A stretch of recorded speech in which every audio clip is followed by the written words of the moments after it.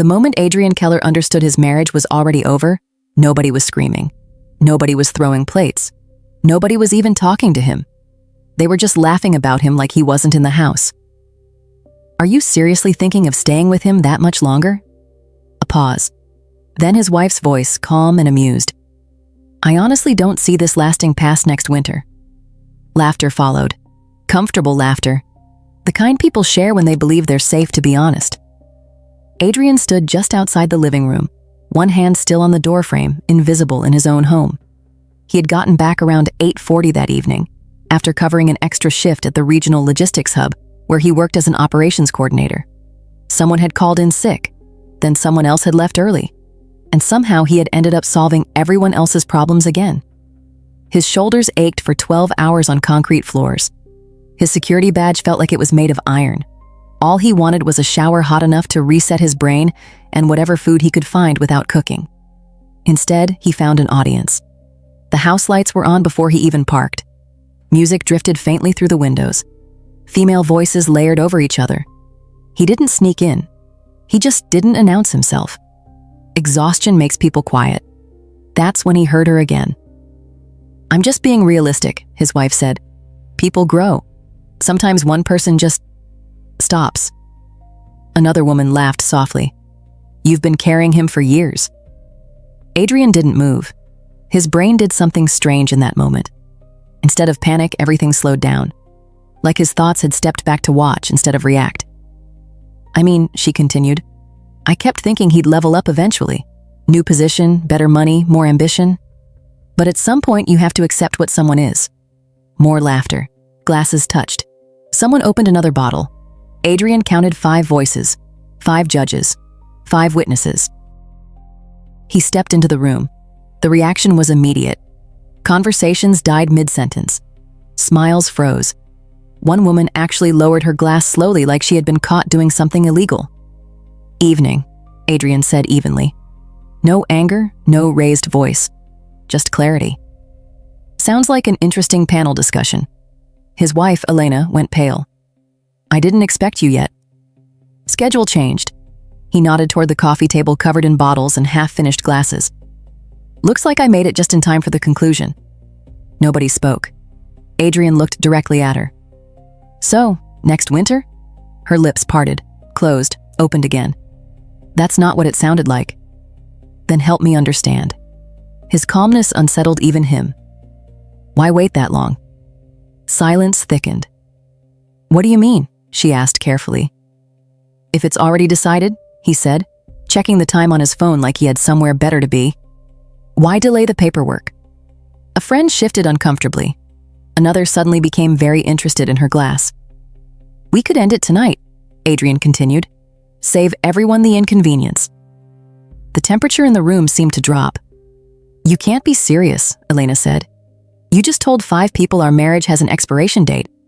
He shrugged slightly. "Seems inefficient to pretend otherwise." One of her friends quietly stood and grabbed her purse. The confident energy from earlier had evaporated completely. "You're twisting things," Elena said. "I was just talking. Everyone vents." "Ah," Adrian nodded slowly. "Venting." He glanced around the room. "That what that was?" No one answered. He continued. "Just so I'm clear, I'm the one falling behind?" Eyes dropped. No volunteers. Message received. He turned toward the stairs. "Where are you going?" she asked. "Reducing complications." "What does that mean?" "Packing." Her footsteps followed immediately. "You are overreacting." He didn't respond. "You always do this," she continued. "You take one thing and turn it into a crisis." Still nothing. Inside the bedroom, he pulled a travel bag from the closet. Work shirts, running shoes, toiletry kit, phone cable, movements efficient, controlled. Years of managing warehouse emergencies had trained him well. Focus on what you can control. Ignore noise. "This is insane," she said from the doorway. "You are throwing away 6 years because of a conversation." He finally looked at her. "You think this started tonight?" That stopped her. "You spent an hour describing me like a failed investment," he continued. "That doesn't happen suddenly." She tried again. "I didn't mean it like that." "How did you mean it?" Nothing came out. That silence said more than anything else had. He lifted the bag. "And maybe you're right," he said quietly. "Maybe I'm not the right match for someone who needs to explain this to their friends." He walked past her. Downstairs, the house was already empty except for abandoned glasses and the faint smell of wine. A battlefield after retreat. He grabbed his keys from the counter. "Where are you going?" she asked from the staircase. He considered that, then answered honestly, "Somewhere I don't have to hear what I am." Her voice cracked slightly. "This is still your house." He looked up. "No," he said calmly. "This is just the place I found out I wasn't respected." Then he left. He sat in his car longer than necessary, hands on the steering wheel, breathing slowly. The shaking came after. Adrenaline always leaves quietly. What surprised him wasn't anger. It was relief. A deep, quiet relief he hadn't expected. Like a decision his body had already made before his mind caught up. He started the engine, did not look back. The roadside inn he found was the kind people only noticed when they had nowhere else to go. Faded sign. Buzzing fluorescent lights. A room that smelled like detergent fighting a losing battle against old carpet. But it had a lock. That was enough. Adrian sat on the edge of the bed. His phone began vibrating, then again, then again. Elena, Elena, Elena. Messages stacked quickly. "We need to talk, come back. You're acting irrational, I'm sorry, call me, please." He flipped the phone face down. Silence felt better. Tomorrow he will figure out logistics. Lawyers, housing, money. Division of things that once meant something. Tonight he just needed distance. If he was honest, he had felt this ending coming for a long time. Tonight was just confirmation. Eventually exhaustion took over. Boots off, lights off. A water stain on the ceiling looked vaguely like a continent he couldn't name. His last thought before sleep. Tomorrow I will deal with reality. He woke just after sunrise to violent buzzing. 18 missed calls, 39 messages, all from her. The emotional pattern was predictable. Anger, blame, regret, fear, apology, repeat. The last message sent at 5:12 a.m. "Please just talk to me." He didn't respond. The cheap coffee machine in the corner made something barely resembling coffee. He drank it anyway. His uniform from yesterday would have to do. Shift started at 9. Bills don't pause for emotional collapse. His phone vibrated again. Unknown number. He almost ignored it, then saw the name. Vanessa, one of Elena's friends from the night before. Tall, dark hair, quiet observer type. The only one who hadn't laughed. Message. "We should talk. You deserve context." He stared at it for several seconds, then replied, "About what?" Typing appeared immediately. She didn't just say that randomly. She's been preparing this for months. His stomach tightened. He typed back, "Preparing what exactly?" 3 dots appeared, disappeared, returned. Finally, the separation. Financially, legally, everything. Since early spring, something cold settled deep in his chest. And for the first time since the night before, Adrian realized this hadn't been an emotional moment. It had been a timeline, and he was already behind it. Adrian didn't realize the most important conversation of his divorce would happen before 7 in the morning, sitting in a motel chair that felt like it had survived 3 different decades. "Why are you telling me this?" he asked quietly. Vanessa didn't answer immediately. When she did, her voice had lost the uncertainty from earlier. "Because what she did last night crossed a line." A pause. "And because you deserve to know what you're actually walking into." Adrian felt something tighten in his chest. "What do you mean?" Another breath on the other end. "She's been positioning things." "Positioning what?" "You." Silence stretched.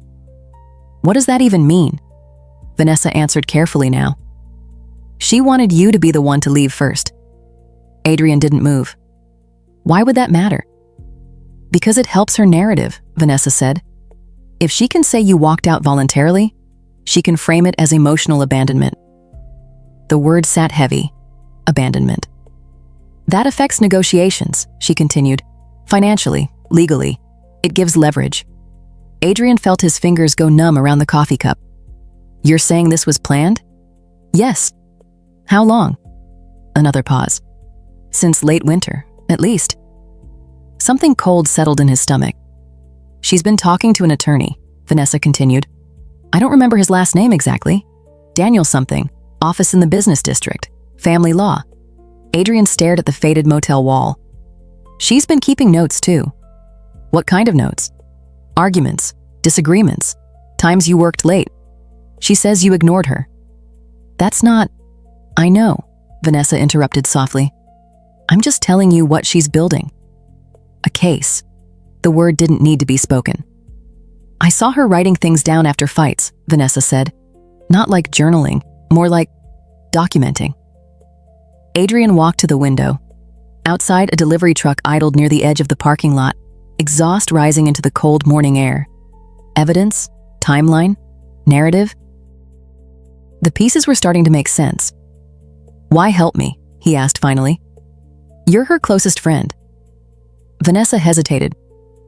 After last night, I'm not sure that's still true. Adrian stayed silent.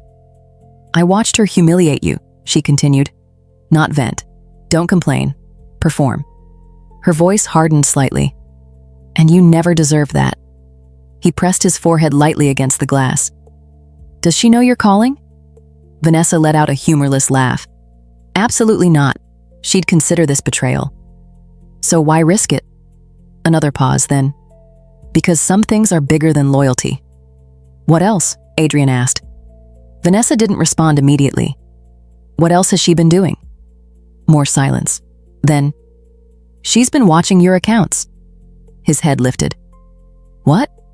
Taking screenshots, transactions, transfers, anything she thinks she can question later. I pay everything, Adrian said. Rent, utilities, insurance. I know. But she's telling a different version. Adrian exhaled slowly. What version? That you're financially secretive. That almost made him laugh. Almost. That's not reality. I know. But reality isn't what lawyers argue. It's what they can show. That sentence stayed with him. Listen, Vanessa continued, voice quieter now. I need you to know something else. What? I'm recording this call. Adrian blinked. You're what? I wanted proof of what I'm telling you, and I wanted you to be able to use it if necessary. His brain shifted into a different gear. You'd allow that? Yes. Even in court? If it comes to that. No hesitation. What she's doing isn't right. They sat in silence for several seconds. Adrian finally said, Thank you. He meant it. Really. Vanessa exhaled.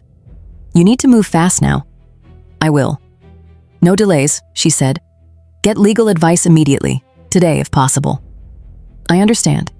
I'm sorry you're going through this. After the call ended, Adrian sat motionless. The coffee had gone cold. Morning light was starting to creep through the curtains. Everything suddenly looked different. Last night hadn't been an emotional explosion. It had been a calculated move, and he had almost played his assigned role perfectly. His phone buzzed again. Elena. Please answer. We can still fix this. Let's just talk. For the first time since leaving, Adrian responded. His message was short. From now on, we communicate through attorneys. He stared at it a second, then added, I'll be retaining counsel today. I suggest you do the same. He pressed send, then powered the phone off. The silence that followed felt strategic. He checked the time. He had just over an hour before work. Enough time for one important call. Adrian opened his wallet and found the card a coworker had given him months earlier, after going through his own divorce. Marcus Halpern family law consultant Adrian dialed. Reception picked up quickly. Calm voice, efficient. I'd like to schedule a consultation, Adrian said, as soon as possible. We have availability this afternoon at 3:15. He thought about his shift. He could trade hours, explain later. This mattered more. I'll be there. Before leaving, Adrian did something instinct told him would matter later. He backed everything up. Vanessa's recording, messages, call logs. He emailed copies to himself, uploaded another copy to cloud storage, saved one more to an external drive he kept for work files. Redundancy felt smart. Preparation felt better than reaction. If Elena thought she was ahead, she wasn't anymore. The law office sat above a dental clinic in an older commercial building. Nothing fancy, clean, functional. The kind of place focused on outcomes, not appearances. Marcus Halpern entered the conference room exactly on time. Early 60s, sharp eyes, calm posture. The presence of someone who had seen every possible version of how marriages end. "Tell me everything," he said. Adrian did. The conversation, leaving, the warning call, the documentation, the attorney, the strategy. Marcus listened without interruption. Just notes. Lots of notes. When Adrian finished, Marcus asked one question. "Do you have the recording?" Adrian played it. The room stayed silent while it ran. When it ended, Marcus leaned back slightly. "That," he said, "changes your position considerably." "Is it usable?" Adrian asked. "You were informed it was being recorded and consented to its use?" "Yes." "Then yes." Marcus tapped his pen lightly. "And if she's willing to testify, that's even stronger." Adrian nodded. "She said she would." "Good." A page turned. "Let's map your situation." "Residence?" "We rent. Both names on the agreement. About 2.5 years. "Vehicles?" "I own a pickup, paid off." "She?" "Compact SUV, still financed." "Accounts?" "Joint checking, joint savings. Roughly 5,000 combined." "Retirement?" "I have a company plan. I started when I moved into management. Maybe 8,000. Marcus wrote everything down methodically. "Debts?" Adrian hesitated. "She has personal credit balances. Maybe 9,000 total." "In your name?" "No." Marcus nodded. Important distinction. The meeting continued. Structured, clinical, strategic. For the first time since the night before, Adrian felt something unfamiliar. Not hope, not anger, control. And that changed everything. The moment Adrian realized his marriage had turned into a legal battlefield wasn't when he left the house. It wasn't when he heard Elena laughing about him. It was when his attorney stopped writing, looked up and said, "You've been financially supporting her personal debt?" Adrian nodded. "Yes." "Why?" Adrian didn't hesitate. "Because that's what marriage is supposed to be. A partnership." Marcus Halpern didn't comment. He just kept taking notes. That silence said enough. They went through everything methodically, not emotionally, structurally. Timeline of the relationship. Who earned what? Who paid what? Who carried what weight? Adrian explained how his full-time logistics position covered nearly all essential costs: rent, electricity, insurance, groceries. Meanwhile, Elena's part-time income mostly went toward lifestyle spending: clothing, cosmetics, weekend dinners, social outings. Marcus didn't judge. He just organized facts. Facts mattered more than feelings now. "You mentioned she has been documenting interactions," Marcus said finally. "Yes." "Have you documented anything yourself?" Adrian nodded. "I keep financial records, about 3 years back. Statements, payment confirmations." Marcus looked up immediately. "Good habit." Then firmly, "Bring all of it." He leaned forward slightly. "And starting right now, you document everything." "What does everything mean?" "Everything means everything. Texts, calls, emails, in-person conversations, dates, times, screenshots, notes immediately after interactions." "Build your own timeline," Marcus said. "Courts respect consistency." Adrian nodded. "Email copies to yourself. Multiple backups." The advice felt less like divorce strategy and more like risk management, which Adrian understood perfectly. Marcus added one more thing. His tone shifted slightly. "Very important." Adrian straightened. "Do not permanently vacate the residence yet." "I already left." "Temporarily," Marcus corrected. "That's fine." Then more firmly, "But if she can argue you abandoned the home voluntarily, that complicates negotiations." Adrian absorbed that. "So I should go back?" "At some point, briefly enough." Marcus closed his notebook. "I'll prepare initial filings by early next week. Once we submit, momentum shifts." "Momentum?" "Right now she's planning. Once we file, she reacts." That distinction mattered. "How much is this going to cost me?" Adrian asked. Marcus answered directly. "Initial engagement fee is $1,800. Adrian felt that number. It was most of what he had. But doing nothing would cost more. "When do you need it?" "Within a few days." Adrian nodded. "I'll make it work." Marcus gave a small, approving nod. Based on what you've shown me, this shouldn't become prolonged litigation. He tapped the desk lightly. She won't want certain recordings discussed publicly. Adrian understood. Strategy wasn't always about attack. Sometimes it was about pressure. Adrian left the office feeling different. Not better, but steadier. He had direction now, structure, a path forward. When he turned his phone back on, reality returned instantly. Dozens of messages from Elena. The emotional cycle continued. Demand, guilt, anger, apology, repeat.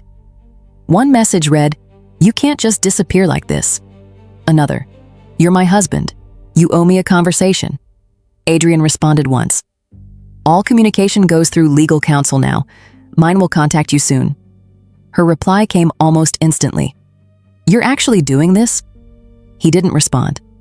Silence was part of the strategy now. His next stops were practical. The bank first.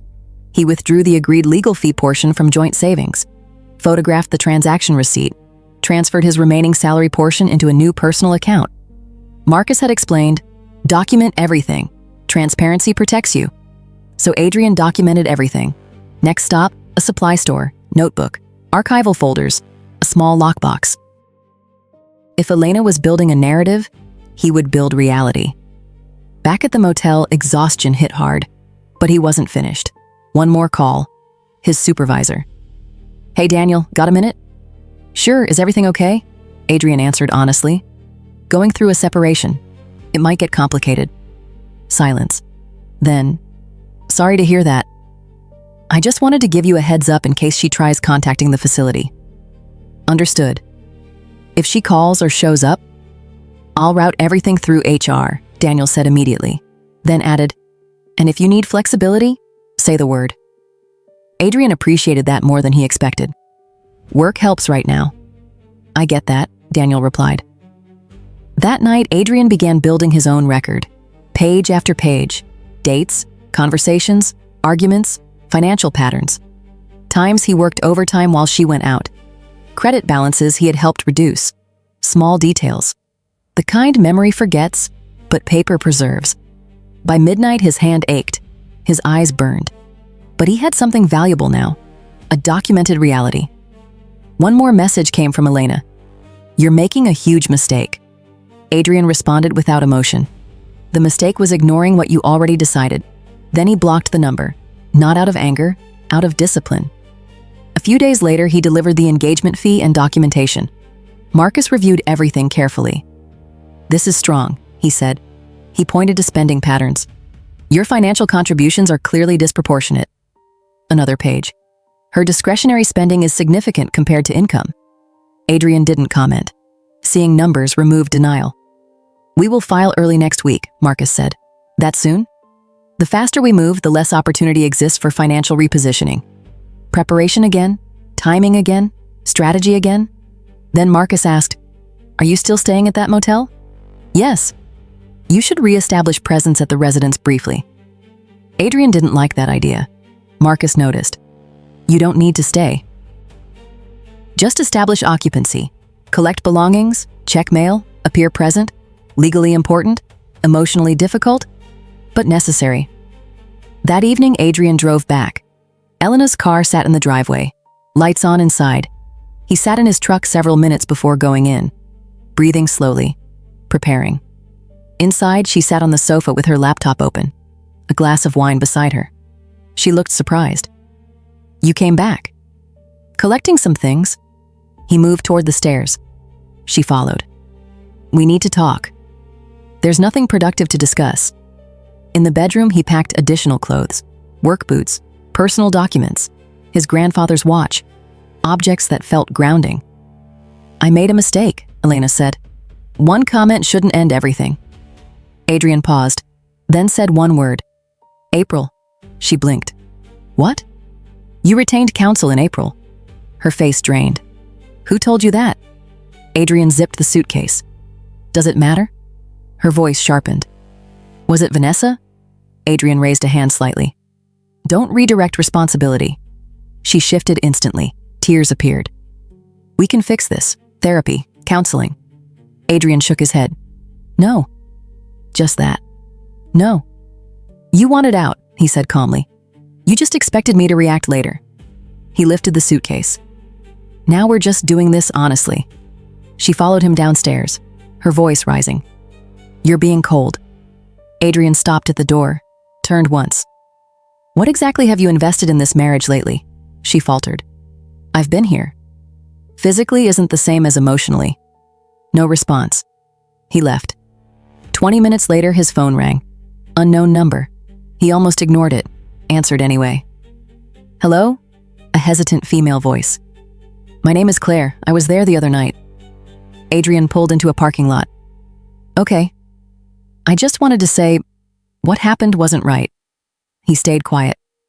She called me today, Claire continued. Asked me to confirm you've been difficult, controlling, distant. Pause. That's not what I saw. Adrian said nothing. I don't want to be part of something dishonest, she said. And you should know she's contacting everyone trying to reinforce that version. Adrian finally spoke. Why tell me? Claire answered simply, because the truth shouldn't depend on who talks first. And that was the moment Adrian understood something important. This wasn't just a breakup anymore. It was positioning. And for the first time, he wasn't reacting.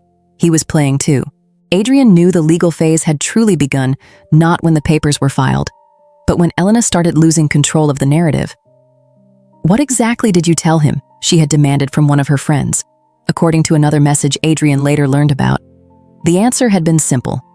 The truth. And suddenly the story she had been carefully building started developing cracks. A few days after filing, Adrian was halfway through his morning shift when his supervisor called him into the office. Daniel closed the door behind him. Something came for you. He handed Adrian a large envelope. Courier dropped it off about 20 minutes ago. Adrian already knew what it was before opening it. Official copies, filed documentation, confirmation that proceedings had started. Elena had been formally notified that morning. Reality had become paperwork. Before noon, his phone began lighting up again. Unknown number. He ignored it. It rang again. Ignored. Voicemail followed. He didn't listen. Instead, he called Marcus. She received the documents, Adrian said. I know, Marcus replied calmly. Her attorney contacted me about an hour ago. That fast? That usually means one thing. And that is, they want to contain exposure. Adrian understood immediately. The recording, financial records, witnesses reconsidering their loyalty. Pressure changes negotiation speed. They're asking for a settlement discussion, Marcus continued. When? End of the week. What do you think? I think we listen, Marcus said. Listening costs nothing. A short pause. But we don't agree to anything that doesn't protect you. Adrian appreciated that wording. Not revenge. Protection. Very different motivations. 2 days later, Adrian sat across from Marcus in a conference room preparing. They reviewed scenarios, possible concessions, non-negotiables, debt responsibility, retirement protection, asset separation. Then Elena's attorney arrived. Late 40s, precise posture, measured voice. The kind of presence designed to project competence. She presented their proposal cleanly. Elena would keep her vehicle, her personal belongings. Any claim to Adrian's retirement account would be waived. Joint funds split evenly. Then came the real request. She wanted Adrian to absorb her personal debt. Marcus didn't even let Adrian answer. No. Calm, immediate, final. That debt was accumulated independently, Marcus continued. My client already contributed substantially toward reducing it. Elena's attorney adjusted her papers. My client has limited income capacity. Marcus responded instantly. Your client has professional qualifications and a decade of work history. Employment capacity is not the issue. Then he slid documentation across the table. Spending summaries, transaction patterns, lifestyle expenses, dining, retail, travel. Meanwhile, rent paid primarily by Adrian. Utilities covered by Adrian. Food expenses mostly Adrian. Facts, just facts. The negotiation continued, back and forth, measured, professional, detached. About 30 minutes later, the outline became clear. Clean separation. No support obligations. Each responsible for personal liabilities. Vehicles remained separate. Retirement remained separate. Joint funds divided equally. Lease terminated early. Shared termination fees. Not perfect, but balanced. More importantly, Finished. We'll finalize documentation early next week, Elena's attorney said while organizing her files. Marcus waited until she left before speaking. You handled that well. Adrian exhaled slowly. I feel strange. That's normal, Marcus said. Closure rarely feels dramatic. Usually it just feels quiet. Adrian nodded. You protected yourself, Marcus added. In this process, that's a success. Driving back to the motel that evening felt different. Not victory, not sadness, just lightness mixed with uncertainty. 5 years of shared life reduced to signatures and percentages. That night, Elena sent one final message from another number. I hope this was worth it. Adrian looked at the message for a long time, then responded, This was never about winning. It was about not losing myself. After that, he blocked the number. Some endings require silence. Over the next few weeks, more information surfaced. Vanessa forwarded additional conversations, showing Elena discussing strategy months earlier. How to frame arguments, how to present distance, how to control financial narratives. Marcus added everything to the file. Insurance, he called it, just in case terms changed. They didn't. Signing day arrived quietly. Elena appeared tired, less polished, less composed than Adrian remembered. They signed separately. No confrontation, no final argument, just documents. When it was done, the marriage officially existed only in history. Social consequences came quickly, not dramatically, just quietly. Some friendships cooled, invitations stopped, mutual acquaintances began asking fewer questions. Claire wasn't the only one who apologized. Another former friend admitted they had believed Elena's version initially, until details started contradicting each other. Adrian didn't feel satisfaction hearing any of it. Just distance. Life reorganized itself. Elena moved into a small apartment across town, took on additional work hours, handled the financial responsibilities she had tried to shift. Adrian focused on rebuilding stability. He found a modest apartment closer to work. Nothing impressive, but quiet, clean, his. He moved in with help from 2 coworkers, pizza boxes, borrowed tools, bad jokes about bachelor life. Normal things, grounding things. Work became structure again. Routine helped. Extra shifts helped more. A few weeks later, Daniel pulled him aside. You've been consistent lately, he said. There's a supervisory opening coming up next quarter. Adrian didn't hesitate. I'm interested. Daniel nodded. Keep going like this. Life didn't suddenly become exciting. It became steady, which Adrian realized mattered more. About 10 weeks after everything was finalized, he stopped at a small cafe near the distribution center. Just lunch, nothing special. As he sat down, someone said his name. He looked up. A colleague from the finance department, someone he had spoken with occasionally at company meetings. Mind if I join you? She asked. Adrian gestured to the empty chair. Sure. They talked about work at first. Safe topics, neutral ground. Then she asked a different question. Not casually, not politely, genuinely. How are you actually doing? And Adrian realized something unexpected. For the first time in a long time, he didn't need to pretend when answering. The real proof that Adrian had survived his divorce wasn't the signed documents. It wasn't the new apartment. It wasn't even a promotion. It was the moment he realized he could talk about his past without feeling pulled back into it. How are you? Really? Not the automatic version people ask, the real one. Adrian thought about the question before answering. Still rebuilding, he said honestly. But it's getting easier. One day at a time. And for the first time, that didn't sound like survival. It sounded like progress. Lena Morales had heard about his divorce through workplace conversations, not gossip, just information that travels naturally when people work together long enough. I'm sorry you had to go through that, she said. Adrian nodded. It wasn't easy. A small pause. But I think I'm better for it now. She studied him for a moment, then said something unexpected. This might be a little direct, but would you want to get coffee sometime? Not a work thing. Adrian looked at her properly for the first time. Dark chestnut hair, thoughtful eyes, a calm confidence that didn't feel performative. Yeah, he said. I'd like that. They exchanged numbers, set a simple plan, weekend morning, nothing complicated. That evening, Adrian received one last message from an unknown number. Hope leaving was worth it. No name, no explanation. He understood anyway. He deleted it, blocked the number. Some chapters end louder if you answer. Silence closes them faster. Saturday morning arrived quietly. They met at a small independent cafe instead of a chain restaurant. Natural conversation, work stories, travel plans, books, bad cooking attempts. Everything except divorce. Everything except damage. 2 hours passed quickly.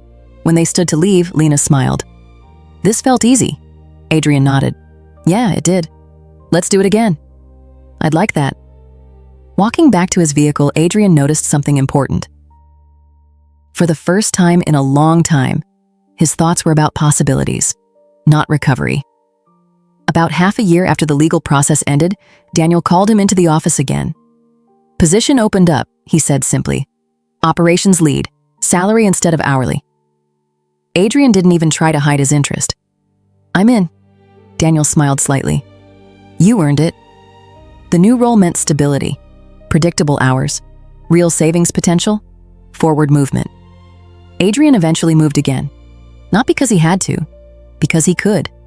A brighter apartment, corner unit, large windows, a small balcony where mornings felt calm. He bought furniture piece by piece. Nothing carried over, nothing symbolic. Everything is intentional. Lena had been part of his life for several months by then. Slow pace, no pressure, just two people learning each other without hidden agendas. One Saturday, she showed up with coffee and breakfast sandwiches. This place feels different, she said. Adrian looked around. It finally feels like mine. They spent the afternoon assembling shelves and arguing playfully about layout decisions. She had better design instincts. He admitted it. It felt strange how honesty could exist without turning into conflict. Later, sitting outside as evening settled, she asked carefully, "Do you ever think about your ex?" Adrian considered the question. Sometimes. Does it still hurt? Not really, he said. It's more like remembering a finished story. She nodded. That's probably a good place to be. What about you? He asked. She smiled slightly.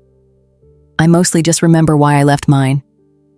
That answer told him everything he needed to know. A few weeks later, Adrian ran into Vanessa at a home goods store.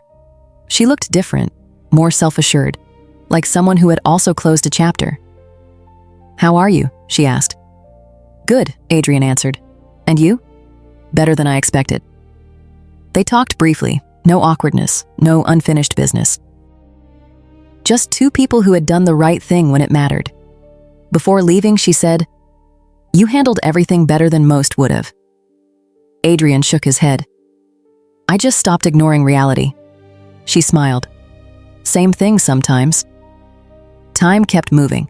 Work stabilized, life simplified. One evening at a company function, someone mentioned seeing Elena recently. New place, still working multiple jobs, trying to reset. Adrian felt something when he heard that. Not satisfaction, not resentment, just acceptance. People live inside the decisions they make. Lena squeezed his hand slightly. You okay? Adrian nodded. Yeah, and he meant it. That night, lying in his own bed, Adrian thought back to the evening everything changed. Walking through his front door, hearing himself reduced to a punchline, standing there realizing he had already been written out of his own marriage. At the time, it felt like humiliation. Now he understood it differently. It had been information, painful, but necessary. Because sometimes the worst moment of your life is just the moment you finally see the truth. His phone buzzed softly. Message from Lena. Tonight was nice. Sleep well. Adrian smiled. You too. He set the phone down, turned off the light, and realized something simple but important. Tomorrow he will wake up in a life he built intentionally.